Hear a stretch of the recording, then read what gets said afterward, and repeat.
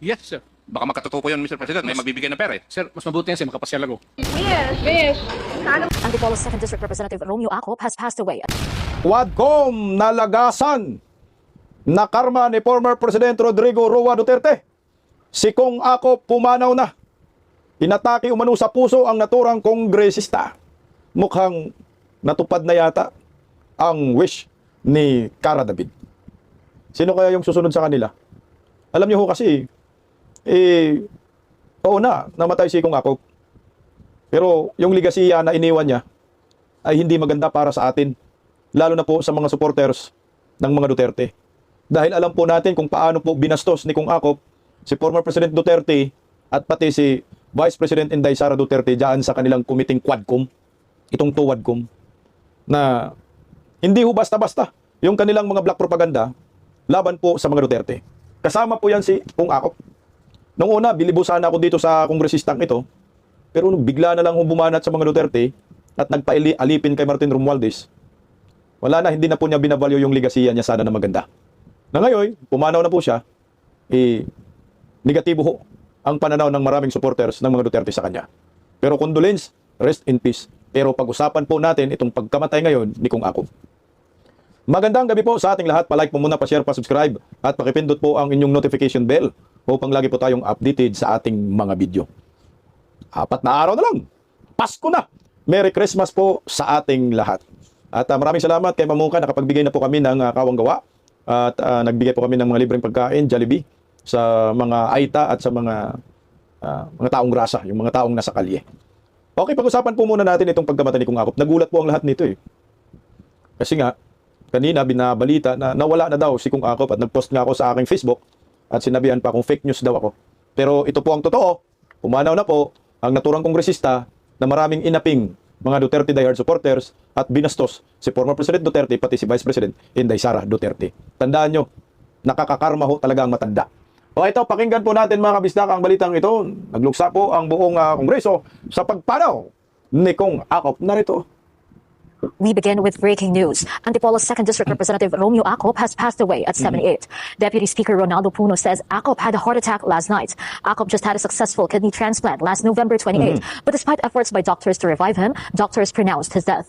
No further details have been released by the family. Puno says Acop was a friend for more than 25 years and a devoted, courageous, and honest public servant. Lawmakers, Honest daw. including former House Speaker Martin Romualdez, are paying tribute to the late Antipolo City Representative Romeo Acop, calling his death a major loss to Congress and the country.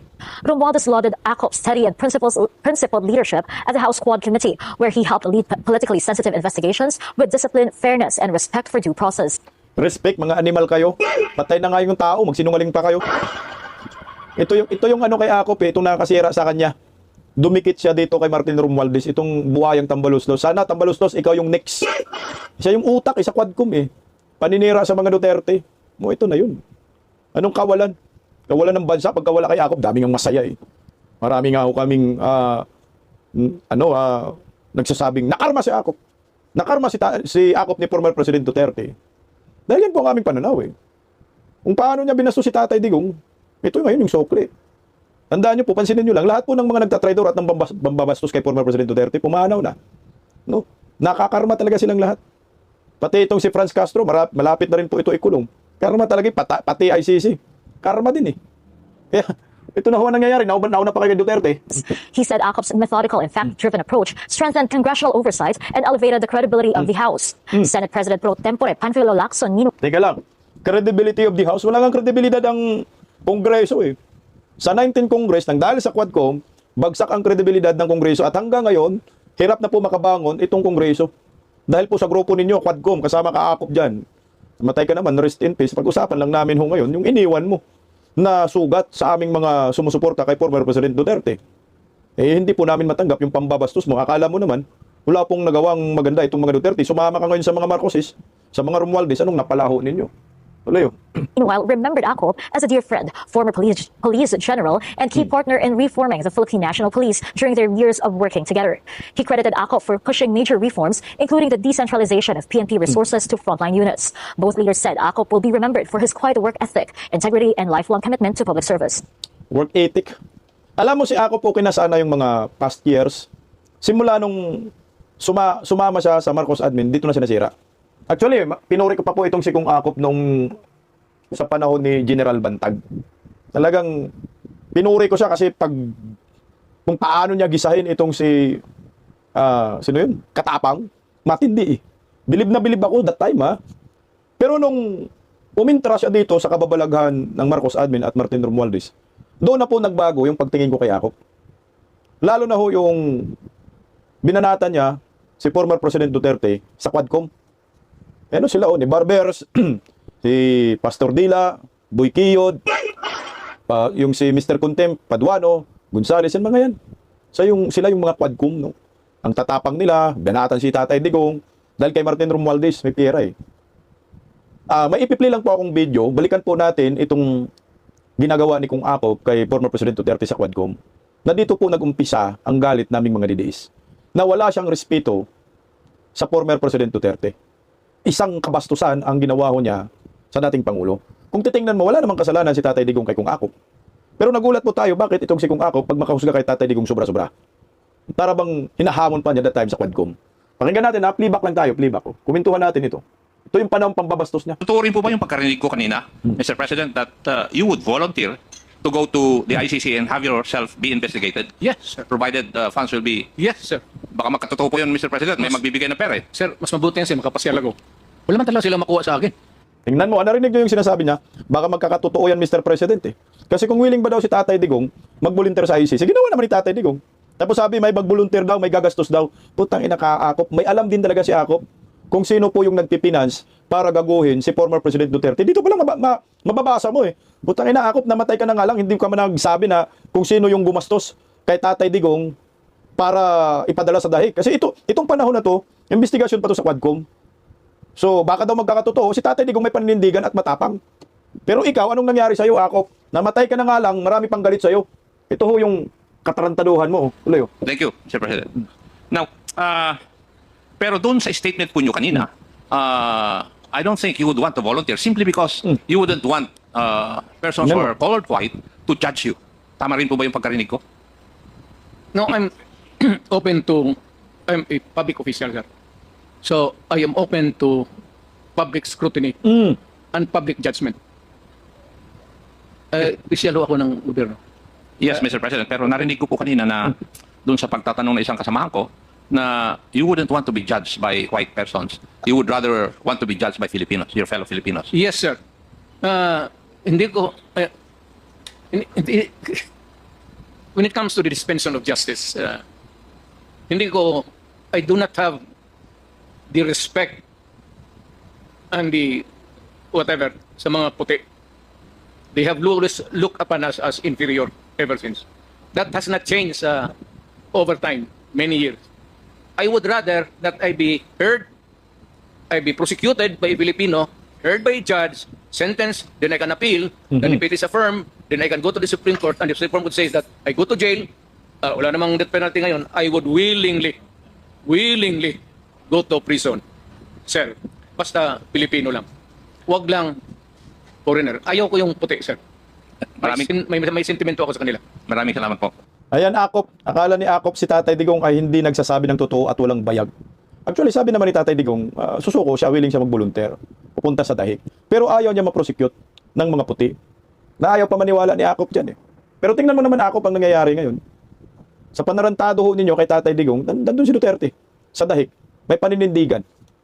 Pero ikaw, namatay ka na nga lang, galit pa ang taong bayan sa'yo. Dahil kasama ka sa panarantado kay Tatay Digong. Yan ang mahirap na kamatayan.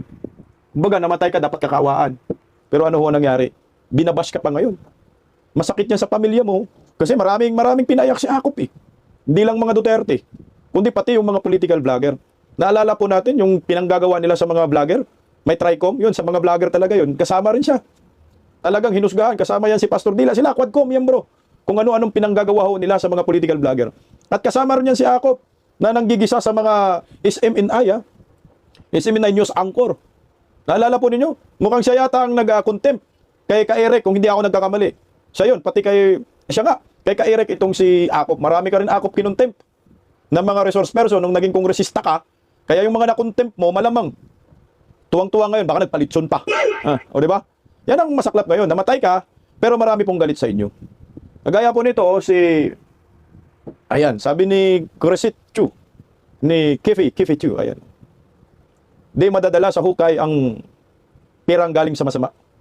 Pero yung pamilya nyo, kita nila, love reacts sa death announcement nyo. Ang legacy of bad name. Yan talaga ang totoo. Actually si ako, maganda naman sana nga yung legacy yan. Nung pumasok siya, yung pulisya, pumasok siya sa politika, maganda ho. Recently lang naman nasira. Ngayon lang, under Marcos admin, nasira talaga. Dahil yung warong drug si Tatay Digong, binabati ko sa nila, gumawa sila ng Quadcom, kasama ko dyan si Akop. Yan yung hindi maganda. O ito, kasama ito sila ni Crescitio, nakaramdam talaga sila ng panggigipit, pang-aapi ng naturang kongresista. Actually, yung post ko nga rin, tingnan mo. Yung mga post ko sa sa Facebook ko, tungkol sa kay Akop, marami nga nagtawanan laugh reacts nga. Kung makita ng pamilya mo yan, putyang ina, no? Hindi pala maganda yung legacy na iwan ng tatay namin, lulo namin, bakit ganito yung reaction sa social media? Kasi nga, yung nabubuhay ka pa, masyadong hari ka, at akala mo, napaka-perfecto mo. Sumama ka kay Martin Romualdez, nagpauto ka, inimpeach ninyo si Vice President Inday Sara, hinusgahan nyo ng hosto, nakala nyo magnanakaw, putang ina, kayo yung mga kaanib eh. Alam mo, Akop, sana gumawa ka ng nung dokumentaryo ba, anak na pwede bang buhayin muli? Yung sinabi niya na may magbabayad, may magbolunteer. Sino yung nagbabayad para gagawin kay si Tatay Digong? Sino yung gumastos? Kanino yung eroplano? Mukhang may alam si Akop dito. Dahil, hindi naman natin hinusgahan si Akop, pero nakikita ho natin yung kanyang pinanggagawa kay former President Duterte at kay Vice President Inday Sara Duterte. O ito pa, palabas pa natin yung isa pang video Yung video ito naman ay nagsagutan sila ni Vice President Inday Sara at ni Kung Akop. Kaya lalong nagagalit ang mga DDS. Tingnan mo, kahit pumanaw na ho ito, pero ang batikos ng mga DDS sobra-sobra pa. Kawawa na nga ho sana. Kaso nga lang, kung ikaw naman nabubuhay kang masama ka, yung ligasiya mo ay marami kang pinaiyak, aasahan mo, walang simpatiya ho na makukuha ka. Oo, sasabihan lang ka naman ng condolence sa pamilya mo, rest in peace. Pero sa kalooban po ng mga yan, galit ho sa'yo. Yan ang masama yan. Kasi nga, di ba, meron talagang kasabihan na kapag yung isang tao, pag nabubuhay pa ay mabait, marami ho talagang makikiramay sa'yo. Promise. At yung buhay, yung libing mo, talagang dudumugin yan. Pero pag yung isang tao, habang nabubuhay pa, ay tarantado at nakita nila yung kasamaan, maniwala ka sa akin, talagang pagpiestahan ka ng samot-saring reaction. Nasa demokrasya bansa ho tayo, hindi mo mapipigilan ang sentimento ng maraming tao. Talagang babatikusin ka. O ito, kagaya ho nito. Ito talaga kay Inday Sara, makita mo mabubuisit ka dito kung paano hindi nirespeto ni Kung Akop si Vice President Inday Sara. Tandaan nyo itong Quadcom na yan, kasama si Akop, ito yung mga kongresistang mga bastos at mga maanimal, walang respeto sa Vice President. Ito nga ho ang committee na ito, yung Quadcom na ito yung masyadong yung mga swapang ba, yung mga abusado, mga mayayabang na mga kongresista. Nakala mo, mas mataas pa sila sa posisyon ng Vice Presidente. Nakala mo, mas marami pa silang mandato at marami silang nakuhang buto kumpara kay Vice President Inday Sara Duterte. Wala nga sa kalingkingan yung boto nila. Distrito lang naman yan, 200,000. Yung iba nga, 100,000 lang. Pero, si Vice President Inday Sara, inimbitahan sa komite ni Animal na Chua, yung komite ng good governance daw, hindi nila ho nirerespeto kasama ni Kung Akop. Alam po natin ito at alam po ng buong pamilya. Pero i-playback natin, baka sabihin nila, wala po tayong basihan at wala po tayong hugot sa ating pagkadismaya dito sa namatay na si Akop, na dapat, hindi pa tapos ang kanyang business Dapat sinabi pa niya kung sinong nagpinance sa panggagago kay Tatay Digong. Pero alam na natin, Pero siyempre itong mga to, sila po yung kasama sa panggagago kay Duterte, dapat sila pong magsabi. Tingnan natin. Madam Vice President. You need to reconsider that extension of your detention. It was illegal in the first place. You asked the president why he accepted the resignation. Do not ask due process. Mr. Chairman, Mr. Chair. yes, Congressman Paduano. Congressman Akop. Mr. Chair, Madam Vice President, if you have any question insofar as the actions of this committee are concerned, I think the proper remedy is for you to go to the court. Sure. Ulol ka. Punta ka daw Inday Sara sa korte. Anyabang nga. Ito yung mukha nila Tingnan mo, ito yung panahon ni Sulaika na talagang dinidetend nila, kinukontempt nila. Ano sagot ni Akop? Doon ka magreklamo sa korte. Kung ano yung ginagawa namin dito sa committee itong mga animal nga Magigalaiti ka sa galit Yung mga ganitong klaseng kongresista. Nakala mo naman walang kamatayan. Nakala mo naman yung buhay nila ay unli. Kasama kayo dyan. Paduano, ayan, Barbers, si Boy Kiyod, mga talo ng mga animal. Ayan sila. Si Pastor Dila, kumapit pa si Pastor Dila Talo na, nanalo pa There will be a day of reckoning. Ang Panginoon, huhusgahan ka talaga. Kung ikaw may kasalanan ka, mamatay ka sa mundong ibabaw na to, putang ina, hahabulin ka pa rin hanggang sa impyerno saan ka man mapunta ng batikos ng mga nasa mundong ito. I will go to court. Opo, Ano? pero Oo, that is pero your- araw-araw, you are depriving a person of her liberty Correct. while I await. that is precisely the point, ma'am. But- If our action of detaining your chief of staff is against the law, I think the proper remedy, and I think you're a lawyer, Yes, sir. the proper remedy is to go to the court. Sir, do you really want to show the Filipino people kung anong kaalaman ninyo sa batas? Ayan na. Ang sinasabi ko lang po ay Lol, ako. Tangina, no? Dito, mabubuisit ka talaga dito sa panahong ito, no? Parang siya perfecto si Akop, no? Alam niya yung batas. Alam ko hindi naman abogado yan si Akop. Abogado ba yan si Akop? Mas may alam si Inday Sara sa batas. Pero pag umasta, akala mo siya yung hari. Pag nagsalita, akala mo siya yung tama. Pero hindi, eh. Kinain ka lang ng sistema ni Tambaluslos kaya nagkaganyan ka kay Inday Sara. sundin po natin yung batas. Kaya nga, sir, House. sundin natin yung Kasi batas. nandito po kayo dito sa bahay ng Kongreso. Yes, sir. Sundin natin yung batas. Why will you penalize, punish Yusek Lopez for an act of the president? Madam Vice President, that is the decision of the committee as a whole. Sana po respetuhin po ninyo. Yes, sir. Kung meron pong Okay. remedy, alam naman po ninyo bilang abogado na tama po yung sinasabi ni Congressman Akop, pwede po tayong mag-file ng relief sa Okay, court. sige sir. Tinutulungan ko lang kayo, sir. Kasi napapahiya ang Pilipinas. Ganito ba ang House of Representatives? Tinutulungan ko lang kayo. Maraming salamat po, Madam Vice President. Tangina, grabe yung ginawa nila dyan. Sa mga Vice President Inday Sara. Yung mga panahon na yan, grabing stress ni Inday Sara. Pero lumalaban si Inday, palaban. Paya sila dyan eh. Inday Sara, pati yan si Akop na yan eh. So ngayon Akop, nasan ka? Hindi nakarma ka. Pinagtatawanan ka ngayon sa social media. Pinagtatawanan ka ng mga DDS. Eh wala eh. Okay na yung ligasiya mo bilang isang politician. Ang problema nga, sumama ka dito sa mga buhaya. Eh, bilyon-bilyon ang pinag-usapan, milyon-milyon. Kaya ang resulta ganito. Mantakin mo ha. Nauna pa kayo kay Duterte. Lagas ang mga animal. Nagsiyakan ang mga buhaya. Nawalan daw sila ng tropa. Tropang buhaya. Sabi ng anak ng kagwang Ridon. Sabi ni Ridon, it is our commitment to continue his work, hold all involved parties to account, and pursue meaningful reforms in law, enforcement, and good governance. Ano bang? Anong ipagpapatuloy ninyo na trabaho ni Kung Akop? Yung pambabastos? Ipagpatuloy ninyo sa hindi pagrespeto sa kay Vice President Inday Sara? Papanagot? Account? Putang ina, ipakulong nyo muna yung kakampi yung sino ba yun? Castro, Franz Castro, pati si Soto Ocampo para maniwala kami sa sinasabi ninyong good governance. Reforms in law enforcement. Putang inang law enforcement yan, hulihin nyo na si Castro.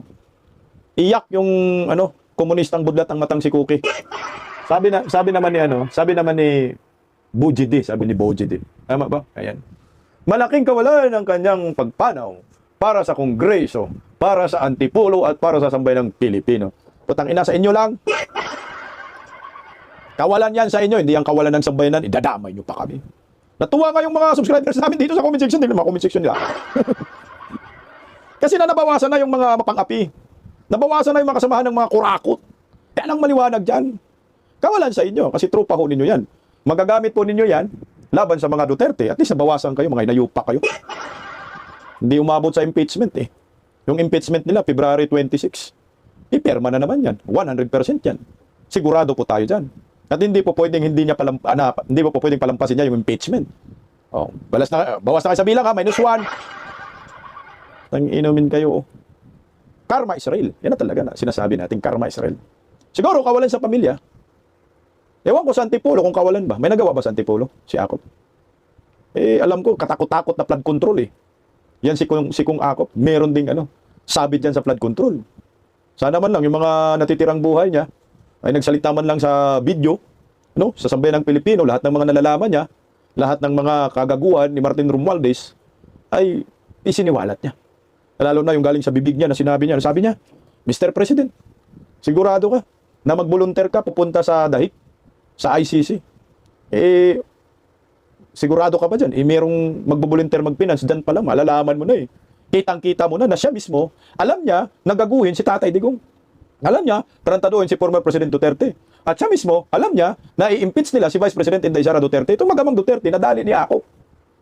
Naging malaki ang kanyang partisipasyon sa pagdidemolis laban sa mga Duterte. Kaya sasabihin mo, Bujidi, anong kawalan ng sambayan ng Pilipino? Putang ina, kawalan ninyo. Ang laki ng papel ni Akop dyan sa Quadcom, na para bang pag nagsalita si Akop, hindi na sila makagalaw lahat, hands up na sila. Sabi niya, oo, okay yan kay Kung Akop. Pero ano ho nangyayari ngayon? Sa inyong pananarantado, sa inyong pang-aapi, sa pamilyang Duterte at sa mantadang Duterte, ay putik na una pa kayo sa hukay sa pinanggagawa ninyo. Sa mga taga-Antipolo, tanong ko nga ho sa inyo, sa distrito ni Akop, second district ba to? Ano bang nagawa niyang ligasiya? Ano bang iniwan niyang ligasiya sa inyo? Malamang sa malamang, maraming mga Bisaya dyan sa Antipolo, maraming mga taga Mindanao, ay putang ina, galit din niya kay Akop. So ngayon ikaw, namatay ka, binabas ka pa sa social media. Sabi nga ni Crescencio, putang ina, tinatawanan ka lang eh. Tinatawanan ka sa social media. Sabi pa nga ho ng iba, natutupad na daw ang wish ni Cara David. O ito. Pakinggan muna natin si Miss Cara David. Wish! Sana mamatay lahat ng kurakot sa Pilipinas. Ganyan mo. Malapit na sila Cara David maubos. Konti na lang. Malapit na pati si Bungit. Tingnan mo, ang pera hindi madadala sa hukay. Takihin ka sa puso, mamatay ka. Ang pera dala ba? Hindi. Bakit ba ano? Sabi na, patay, si Akop daw eh. Kurakot si Akop. Sobrang kurakot. Paano hindi ka mahiliran na kurakot? Sa mga kurakot? Eh, sumama ka sa kanila eh. Tingnan mo kaututang dila mo. Sino ba? Tingnan mo yung mga kasamahan ng mga yan. Anak ng kamuti. Oh. Yan, si Barbers. Di ba si Barbers mayroong kaso ngayon sa Ghost Projects? Yan pa si, sino yan? Dong Gonzales. Contractor din yan. Nandyan pa si Paduano. Siga-siga ang hinayupak si Boy Contempt. Nandyan pa si, sino yan? Yung Boy Kiyod ba yan? Sino yan? Dan Fernandez. Talo. O, tingnan mo ha. Tuta ni Tambaloslos. Ito pa, Pastor Dila. Inumin oh. Mga bastos yung grupo nyo. Mga abusado, mga pang-api. Ang yayabang. O, tingnan mo anong nangyari oh. Kaya yung ligasiya mo, puro puot. Ang sinapit ng mga Pilipino. Ayan oh. Sinong nasasaktan? Dito. Na binabatikos ka pa rin. Eh yung mga kamag-anak mo. Magugulat yung anak mo. Bakit binaba si Papa? Bakit nung binalita sa mainstream media, social media, na si Kung Akop ay pumanaw na, inatake sa puso, bakit maraming natawa? At bakit kinukunikta sa sinasabing yung birthday wish ni Cara David ay nagkakatotoo na? Kasi nga, sumama siya sa mala-impyernong malademonyong grupo, itong yung Quadcom. Siya ngayong hari-hari dyan eh. Kahit si Barbers, hindi umubra kay, kay Akop eh. Sa akin lang, sa tansya ko lang ha. Talagang si Akop yung parang tinitingala nila dyan sa Quadcom na credible na chairman sa Quadcom na yan. Kaya ang resulta, ayan, pinutakti, binabatikos, at hanggang sa namatay na nga ho siya, binabatikos pa rin siya. Ang sabi po ni Congressman, Representative Kiko Barsaga, Congressman Romeo Acop's death will not stop him from facing justice. He must be investigated for his involvement in the flood control. Tingnan mo. Kaya tama, sinabi ni Cara David na mamatay na ang mga kurakot. One down. Si Kiko Barsaga nagsabi na involved si Kung Akop sa flood control. Corruption. Paano yan? Hindi man yan imbestigahan yan, Kung Kiko. Kakampi nila yan. Hindi po pwede yan. Oh. Namatay na.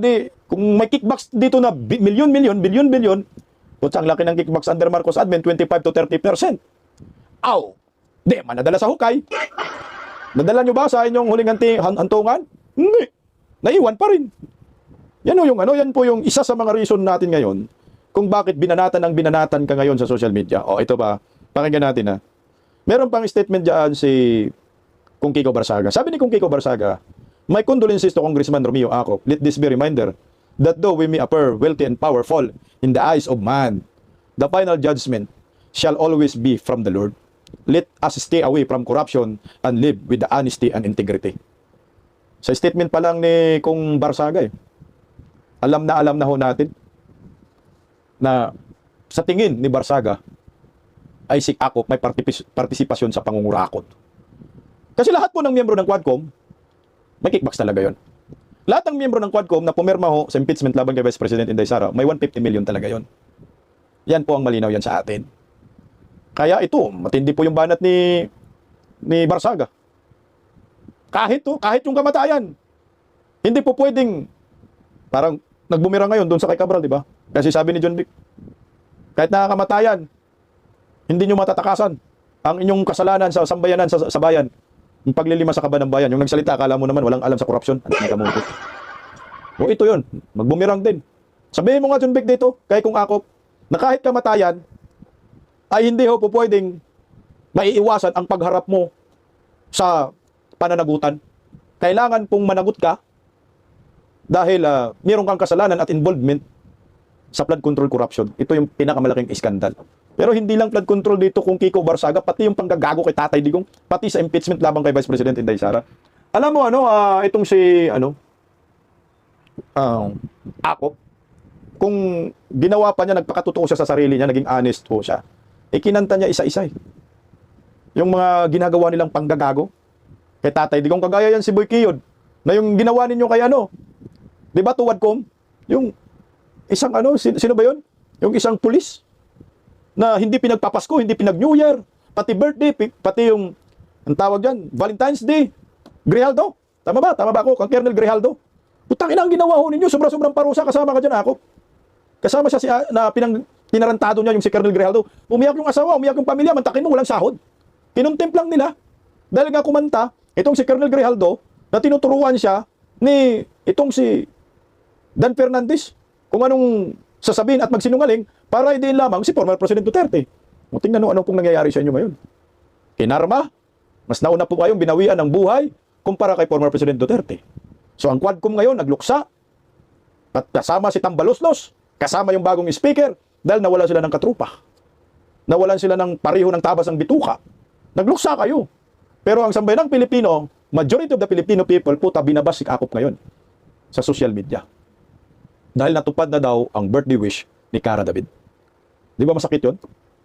Kaya ito sana ay magiging silbing aral sa mga buwaya dyan sa Kongreso. Putang ina, may katapusan ang lahat na yan. Kahit inubos po ninyo ang pera ng bayan, darating po yan ang panahon na pagdusahan po ninyo yan. Hindi man lang kayo makulong, pero putik, babawian po kayo ng buhay ng Panginoon. Kaya dahan-dahan sa kayabangan, dahan-dahan sa pang-aapi, panggigipit, there will be a day of reckoning, sabi ni Tatay Digong, meron talagang gaba, sabi ni Vice President Inday Sara, ang gaba diligyod magsaba. Darating yan sa buhay ng tao. Ang yayaman ng mga to, milyon-milyon yung binigay ni Tambaloslos, may 7-7 pa kayo. Grabe panggigipit ninyo sa mga Pilipino. Pero anyway, ganyan talaga ang buhay. Kung yan ang nakaukit sa'yo, mamatay ka, nahusgahan ka pa rin ng taong bayan, mamatay ka, nagalit ang taong bayan sa inyo, tatanggapin nyo yan. Yan ang destiny ho ninyo. Nagiging traitor kayo sa bayan eh. Yung soberanya ng Republika ng ating bansa, tinarantado ho ninyo. Isinuko po ninyo yung soberanya sa mga banyaga dahil sumunod po kayo sa utos ng Pangulong nakangiwi ang panga. Kaya ang sukli po sa inyo, kinamuhian kayo ng taong bayan. Pinutakti pa rin kayo ng batikos. Sino masasaktan? Hindi naman si Akop. Ang masasaktan yung pamilya niyang iniwan. Kaya kayong mga buhaya kayo, sana magiging silbi ito sa inyo. Habang buhay pa kayo, gumawa na po kayo ng tama, pumanta na po kayo. Habang buhay pa kayo, Pastor Dila, pumanta na po kayo. Bahala kayo, baka susunod kayo kay Akop. Sino kaya ang susunod nakakarmahin ni former President Rodrigo Roa Duterte sa mga miyembro ng Quadcom na yan?